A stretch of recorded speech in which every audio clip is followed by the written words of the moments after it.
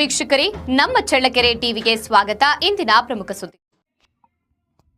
ಮೊಳಕಾಲ್ಮೂರು ಕ್ಷೇತ್ರದ ದೇವಸಮುದ್ರ ಗ್ರಾಮದಲ್ಲಿ ಸಂಘಟನಾ ಪರ್ವ ನಿಮಿತ್ತ ಕಾರ್ಯಕರ್ತರ ಸಭೆಯಲ್ಲಿ ಪ್ರಭಾಕರ ಮ್ಯಾಸನಾಯಕ ಅವರು ಭಾಗವಹಿಸಿ ಮಾತನಾಡಿದರು. ದೇವಸಮುದ್ರ ಗ್ರಾಮ ಪಂಚಾಯಿತಿಯಲ್ಲಿ 20 ಸೀಟುಗಳಿದ್ದು 20 ಗೆಲ್ಲಬೇಕು. ಈ ನಿಟ್ಟಿನಲ್ಲಿ ಕಾರ್ಯಕರ್ತರು ಅದಮ್ಯ ವಿಶ್ವಾಸದೊಂದಿಗೆ ಚುನಾವಣೆಯಲ್ಲಿ ಭಾಗವಹಿಸಿ ಸಂಘಟನಾತ್ಮಕವಾಗಿ ಗಟ್ಟಿ ಪ್ರಯತ್ನ ಮಾಡಬೇಕು ಎಂದು ಅವರು ತಿಳಿಸಿದ್ದಾರೆ.